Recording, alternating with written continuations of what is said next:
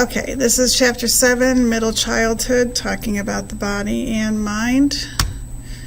So, middle childhood, we're talking about the period between early childhood and early adolescence. So, early childhood, remember, was from 2 to 6, and early adolescence starts about 12. So now we're talking about the ages of 6 to 11. We have a lot of genetic and environmental factors that are going to be interacting throughout this chapter that we're going to talk about, and even the next chapter. And those are kind of to protect middle childhood and children going through this.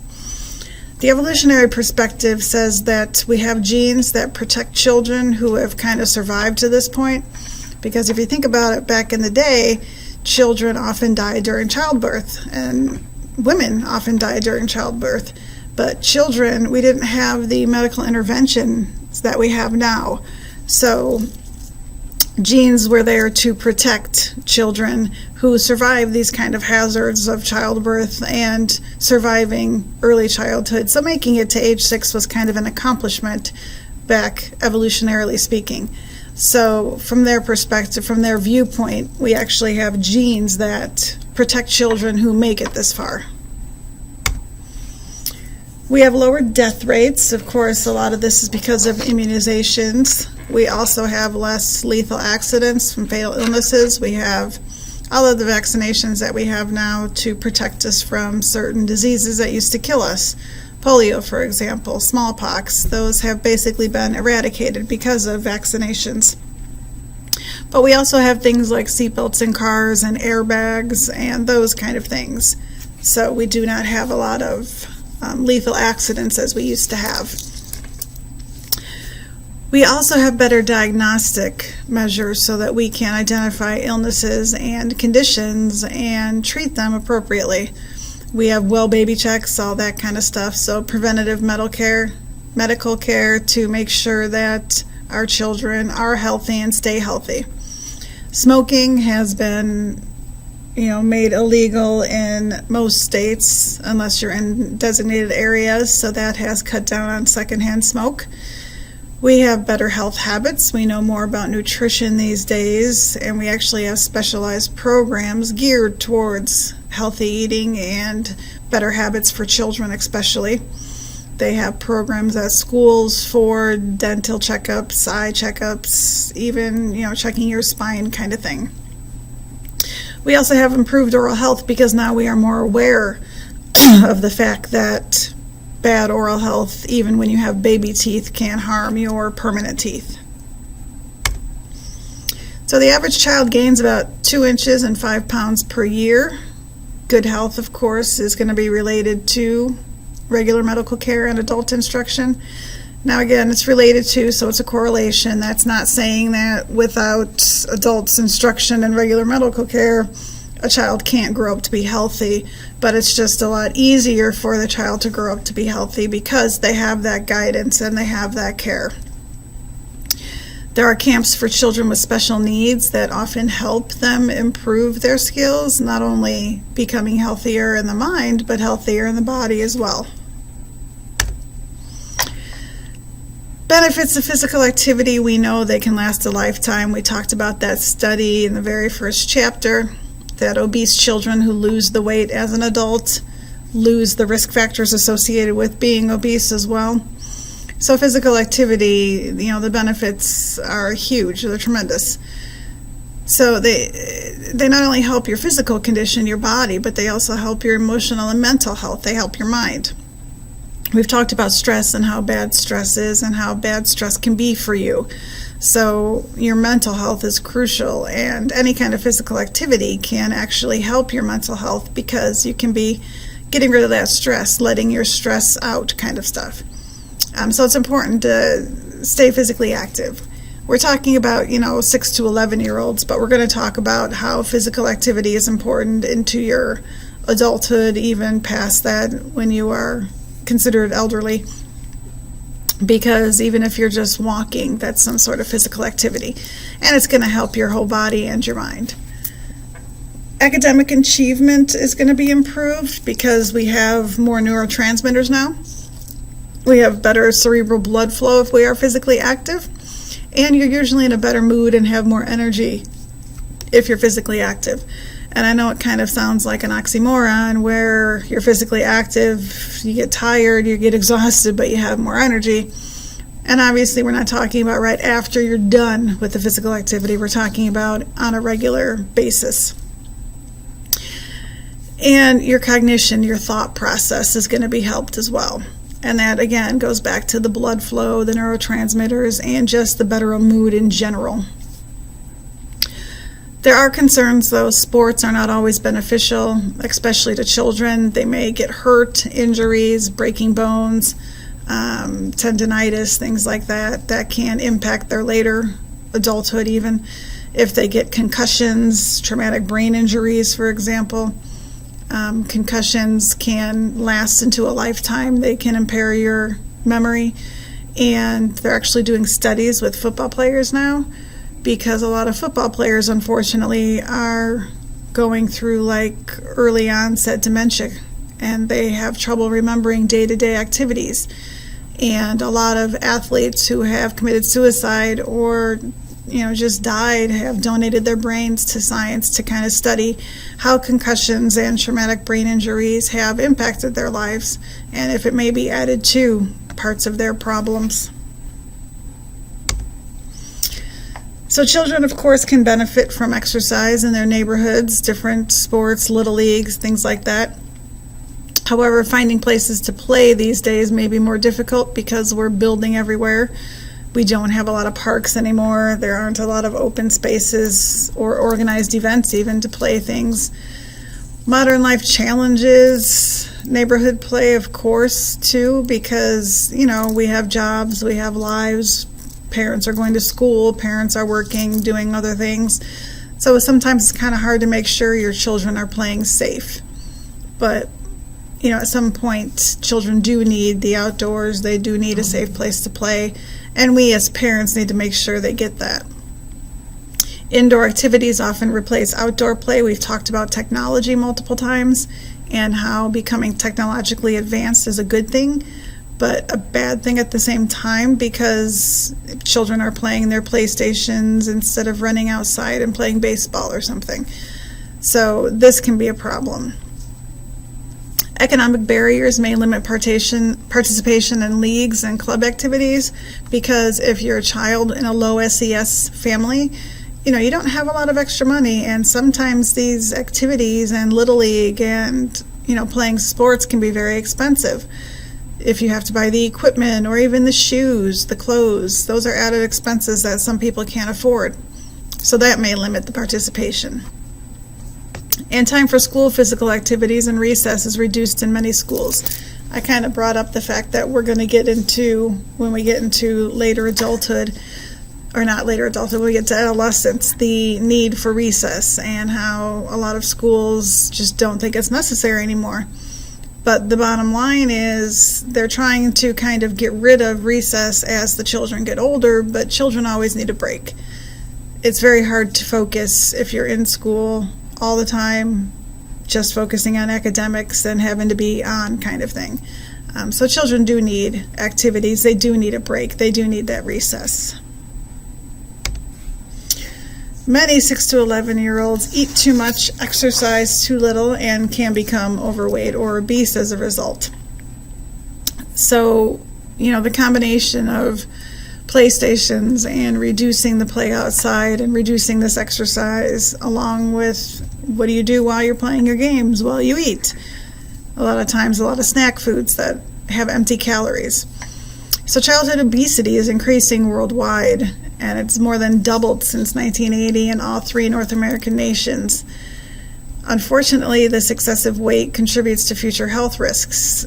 But like I said, the good news is that we have found that if the children lose weights as adults, it kind of decreases those risks as well. Average achievement has a tendency to decrease. Your self-esteem kind of gets down. You get lonely. But again, just because this happens in childhood doesn't mean that it's going to stay that way. If the children start to become more active, watch what they eat a little bit, these problems can go away. The BMI, the body mass index, I kind of have a problem with this because it is the ratio of your weight to your height, and that is all that is taken into account. It's you divide a person's body weight by how tall they are in inches, and that's your BMI. The problem I have with it is it doesn't take into account muscle or fat. You know, if somebody is really muscular, they can still have a high BMI. So I'm not a big fan of that, but you guys need to know what it is. If a child has a BMI above the 85th percentile, they are considered overweight. If it's above the 95th percentile, they are considered obese. Again, we're going to the CDC's 1980 standards for children of a given age, so kind of going back in time a little bit, but it's still relevant, and you still have to watch what your children eat and how much activity they do. Genetically speaking, there are a lot of influences that affect weight, how active you are, how hungry you get, what kind of foods you like, your body type in general, and if your metabolism's high or not. Infants that aren't breastfed and have solid foods before the age of 4 have a tendency to be on the overweight side. Preschoolers who watch TV in their bedrooms and drink a lot of pop or soda have a tendency to be on the overweight side. And then when you get to school age, sleep actually starts to come into play. If the children do not get enough sleep, if they have excessive screen time, so they're in front of a TV or computer or PlayStation a lot and don't play outside a lot, then they have a tendency to be on the obese side. So yes, genes kind of play an influence, but parenting practices do as well. There's what we call pester power. The children bug the parents enough that the parents just give in and say, do whatever you want kind of thing, because they say it over and over and over again. So the key is not to give in to pester power. Asthma is a big health problem. In some schools, asthma is so common that using an inhaler is a common thing. They actually have inhalers on standby in the nurse's office.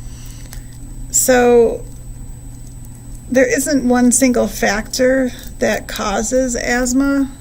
So we do know that there can be some genetics involved. We do know that pollutions, of course, are going to be involved, allergens, if you're not as active. And basically, asthma is a constriction of the bronchioles in our respiratory tract inside of our lungs. So it's an inflammatory disorder of the airways of the respiratory system. And basically what happens is the child will have a harder time breathing, they will experience wheezing, shortness of breath, and it's because the inflammation constricts those bronchioles.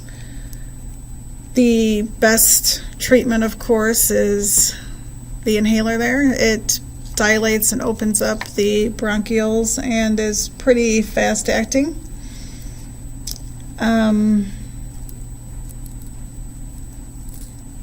Childhood rates have tripled in recent years, so this is kind of an issue. Yeah. So cognition, Piaget, again, how children think as opposed to what they think. Concrete operational thought. This is Piaget's term for the ability to reason logically. So before we had pre-operational thought, and now we have concrete operational thought. So before we were talking about children could not think logically, now we are talking about children can think logically. So we are gaining the ability to logically talk about and logically relate our experiences and perceptions.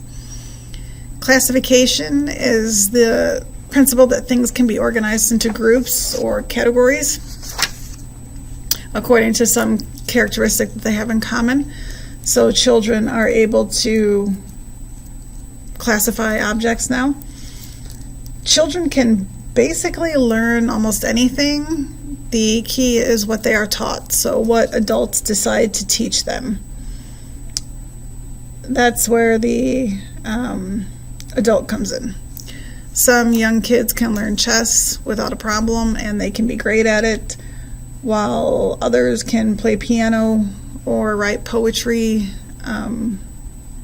while still others are, really better book-wise, academically speaking. So school-age children are no longer limited by that egocentrism that we talked about before. They can actually use logic. They can become more scientific now.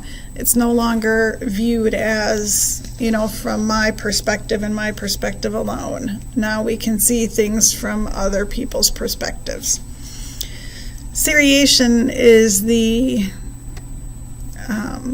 principle that things can be arranged in a series, as the name kind of implies. So seriation is crucial for understanding a number sequence. Just learning your 1, 2, 3, 4, 5, 6, 7, 8, 9, 10 kind of thing. We understand that the numbers go in a sequence, and we can arrange things in a series. Even something arranging it from simple to more complex kind of thing. Piaget also recognized that connections allow logical ideas to be applied to many specific things. So we actually have brain scans that demonstrate maturation and classification. We have hubs, especially near the corpus callosum. Now remember, the corpus callosum is the connection between the left and right hemispheres. So we have hubs near there that kind of light up when you're asking somebody to classify things. We also have links between the hypothalamus and the amygdala. So the hypothalamus, remember, releases hormones to help control our body, and the amygdala is our fear and even rage and aggression. There are also neurological pathways from general to particular and back again. So we can actually see the pathways when we're talking about something in general and then going to something more specific and then going back to something more general. So we have all of these connections, and they're really crucial for our complex thinking and complex processes that we have going on. We have neurons making connections, we have new concepts being introduced, and we can take those concepts and apply them to specifics and make those connections, which is really important. So we can know that, food is bacon and bacon is a food kind of thing. You can go from general to specific and back again. Vygotsky, remember, he believed with education and your social context, your culture. So he believed that education kind of is everywhere and knowledge is acquired from this social context, but instruction is essential. Remember, he was the guided participation gentleman who believed that we are all on this journey where mentors must guide the children through what we know and through how we survive and how we live. So each child is being guided through their zone of proximal development, and that's really crucial to learning. We have to keep in mind that memorization is not learning. Memorization is just memorizing things. It's very important to learn the material. If you just memorize everything I'm saying right now, you're going to forget it. But if you actually learn and understand and grasp the concept of what I'm saying right now, you're going to remember it. So there's a huge difference between memorization and learning when you're actually able to apply what you know and what you remember. And I've told you guys, repetition and rehearsal is the easiest way to remember things. You just keep going over it and over it again, say it out loud, read to yourself, whatever, but that's the easiest way to learn. From the information processing perspective, the maturation of the cortex is crucial. So information processing compares it to a computer. So we look at the analysis of data. So we look at what comes in, the connections that we have, what we have stored, and what goes out. So we select relevant units of information, and then we kind of analyze and connect them, and then we express what we think. We express our conclusions. So we can, we're able to think like information comes into us, we can kind of analyze it, see if we have any memory or recollection of it, and then come out with a result, basically. Children do not suddenly grasp the logic of the number system, according to Piaget. So children do not automatically know numbers. So basically kind of what we do is we know we can access a large amount of information. We have a large amount of information available to us. But we actually, like I said, have to learn that material. We can't just try to do rote memorization. We have to learn it. So Siegler said that the knowledge of math kind of gradually appears. So they're kind of in agreement here. Siegler said that it was kind of like waves on a beach. It ebbed and flowed. So some things they kind of picked up quickly, other things they had more trouble with, but the end result was that it leveled out over time. Some of the early math achievements do not correlate with later math achievements, so you can be a really good counter, but that doesn't mean you're going to be awesome in math. But others do correlate. So like when you can estimate where a number is on a line, you usually can grasp fractions pretty well. So some things do correlate, some things just do not correlate. But everybody's in agreement for the most part that children don't just automatically understand math. They have to take the time and learn it and study it, practice it. As far as our memory goes, we have sensory memory, which is very short term.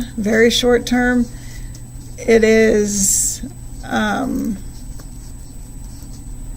what comes in. It's a split second. You can process it. It registers. So it's the stimulus that's coming in. So a sound or something you see, that kind of thing. Working memory is what we refer to as short-term memory. It is current conscious mental activity that occurs. It's still not super long, and you can actually only hold a certain amount of things in your short-term memory before they either get kicked out or sent to long-term memory. But our goal is we want things to be in long-term memory. This is where information is stored indefinitely. You can have information here organized, you can retrieve it when you need it, but it's stored indefinitely. And this is what we really want to work on, because if something is in your short-term memory and you don't use it, it has a tendency to go away. If you keep using it and it's a repetitive kind of thing, then it transfers to your long-term memory, and then you kind of have it. So it goes back to the kind of if you don't use it, you lose it kind of thing. So we want to make sure that we use it. Your brain basically selects what goes from working memory to long-term memory. And part of how it selects that is based on what's meaningful to you. And part of what's meaningful to you are things that you practice over and over again. So working memory involves gradually through processing. Culture differences are evident simply because certain things are more important in some cultures than others. Information from working memory is either transferred to long-term memory or knocked out. And your memory storage actually expands over childhood, but retrieval is really the important part. So it really doesn't matter how much you can store. If you can't retrieve it, kind of doesn't matter. Extensive knowledge base makes it easier to master new related information. So the more you know, the kind of easier it is to obtain new information and incorporate it into what you know. And again, experience is going to have a huge factor on this.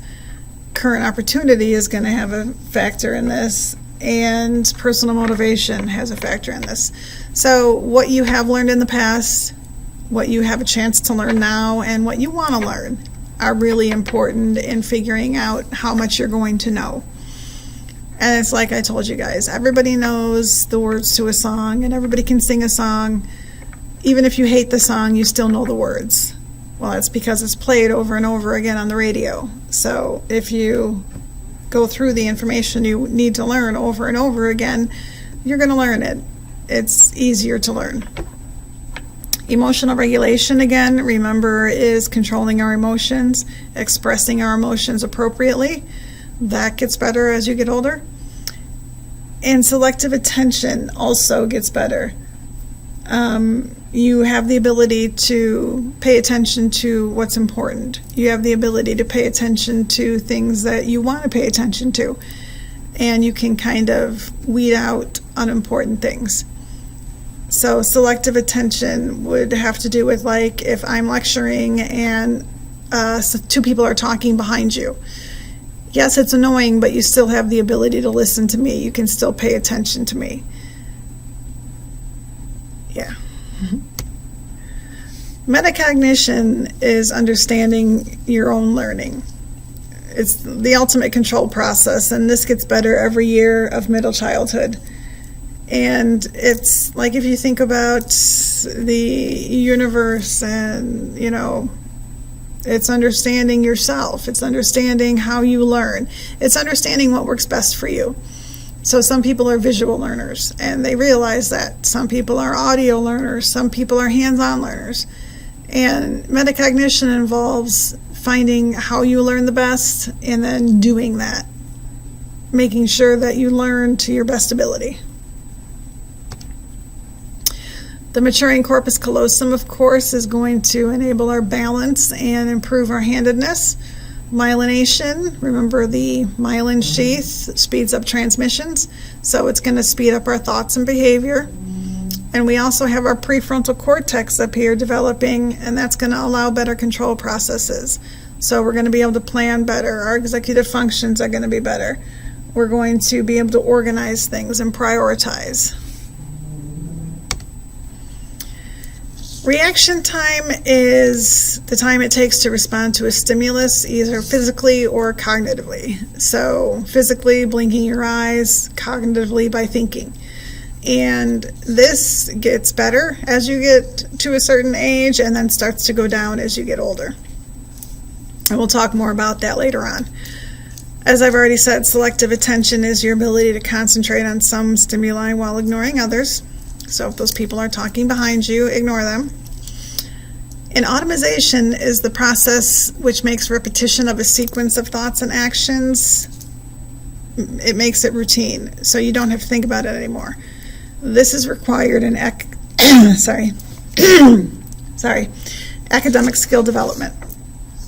So it's basically reading, writing, repeating certain sequences of actions, and then you don't have to think about it.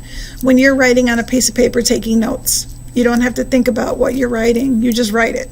While you're reading a book, you don't have to think about what you're reading, you're just reading it. While you're reading or listening to what I'm saying or reading the screen right now, you don't have to think about what you're doing, it's automatic. And without that, you're not going to be able to develop your skills and learn academically speaking. Because if you're thinking about what you're writing or trying to think about what you're reading, you're going to be spending all your time thinking about that, and you're not going to actually be paying attention to what you're supposed to be learning. By the age of 6, some can speak a second language, but most know the basic vocabulary and grammar of their first language. In middle childhood, you learn thousands of new words, how to use complex grammar. We're learning complex thoughts now, so we become more flexible, we become more logical, You can start to understand compound words, metaphors, figures of speech, things like that little children don't understand. Pragmatics is the ability to use words and devices to communicate in different contexts. So children can change from the formal to the informal to fit the audience. And I've talked about this before. It's like I would hope you would speak to your professors differently than you would speak to your friends versus how you speak to your parents, kind of thing. You can kind of adjust how you talk to people. Young children don't have the ability to do this. They may blurt out, why is she fat, or why is this house a mess, kind of thing. They don't think about where they're at and what they're doing. Older children, middle childhood now, we have the ability to adjust to our situation, so we can change how we speak depending on who we're speaking to. International schooling has a lot of differences. Culture's different in what they value, as I've said multiple times, so schooling is going to differ in what they're stressing. Educational practices differ across cultures, and variation is often greater if they have a hidden curriculum. Now, a hidden curriculum is like an underlying role or rule or practice that kind of influences the curricula, but it's not it's not out there. So it's kind of hidden. Like oftentimes in private schools, they're funded by people who donate money. So their agendas might get pushed through, kind of thing. Now, for your extra credit opportunity, I want you guys to read the teacher technique on page 258 in your book. And I want you to answer the question. Is she solving the problem, or is she making the situation more difficult, and why you think that? And your reward for doing this is going to be you're going to get a free quiz. Basically what that means is if you have a 0, I will go in and I put a 20. Or at the end of the semester, if you don't have any zeros, I will just replace your lowest grade that you have with a 20. So you get a freebie quiz. Now, you have to do this by Monday before class. So let's just say Sunday night. So read through this or listen to this lecture. Send me a message like you did last time before Sunday night and tell me if you think the teacher on page 258 in your book is actually helping or hurting, and why. Once again, page 258, teacher technique, helping, hurting, why, and before Sunday at 11:59. Before Sunday at 11:59, you get a freebie quiz. Okay. So 4 general principles with the development of psychopathology. So now we're talking about abnormal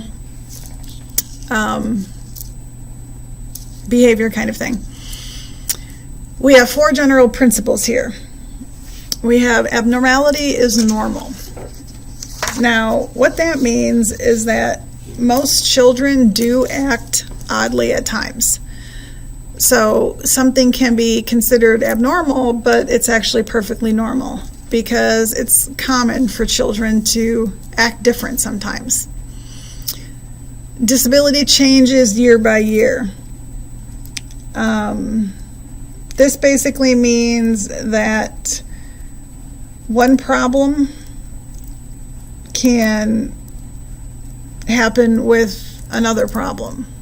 So this comorbidity can happen.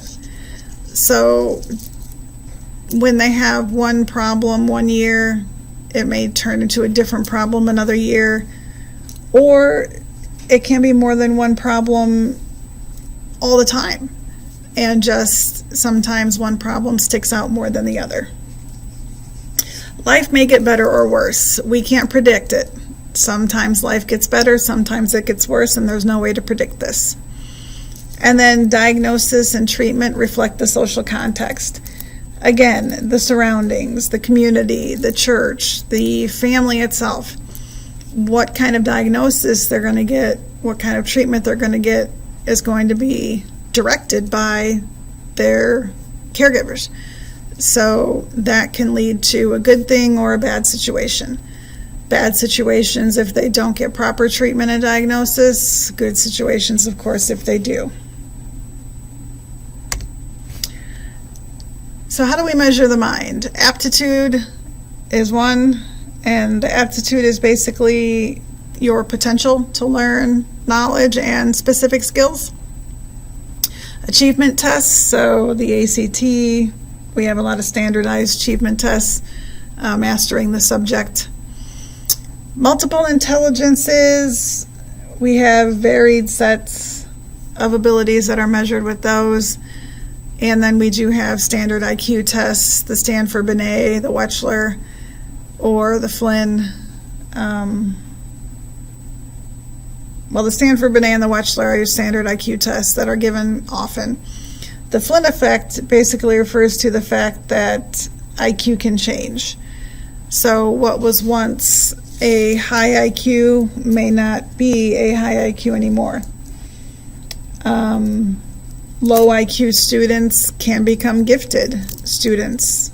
It can change. It's not a set in stone thing.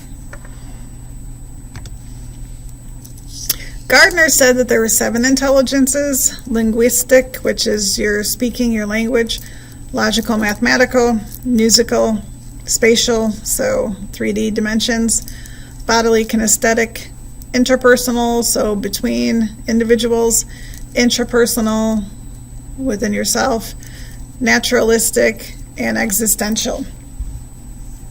Each of these is associated with a region of the brain, and each is associated with education. Like, for example, if you have a high intrapersonal score, you have a really deep self-understanding. If you prefer to draw as opposed to writing, that can kind of be used in education. 2 basic principles that go back to developmental psychopathology and kind of complicate our diagnosis and treatment are multifinality and equifinality. Multifinality means that one cause can have a lot of different manifestations. So there can be one diagnosis happening, one disorder happening, but it can manifest itself in multiple ways. So it's kind of hard to make a diagnosis because you have all of these things going on, but it's really being caused by this. Equifinality is kind of the opposite, with one symptom can have multiple causes. So you can have one symptom happening, but a bunch of things underlying it and a bunch of things causing it. So both of these issues can really complicate the diagnosis and treatment. Some even suggest that childhood psychopathology was underdiagnosed in the early DSM editions and overdiagnosed in the DSM-5. So the diagnostic manual that psychiatrists use, they say that as they tried to improve it, as every edition came out, they improved it so much that now everybody kind of fits into the psychopathology, which we know, not everybody fits into psychopathology, but the problem is children are changing all the time. So when you try to diagnose a child too young, we have to go back to remember abnormality is normal sometimes. So some children just do things. So that can become a problem. ADHD, we've talked about a couple times. Person is inattentive, impulsive, overactive, can't concentrate.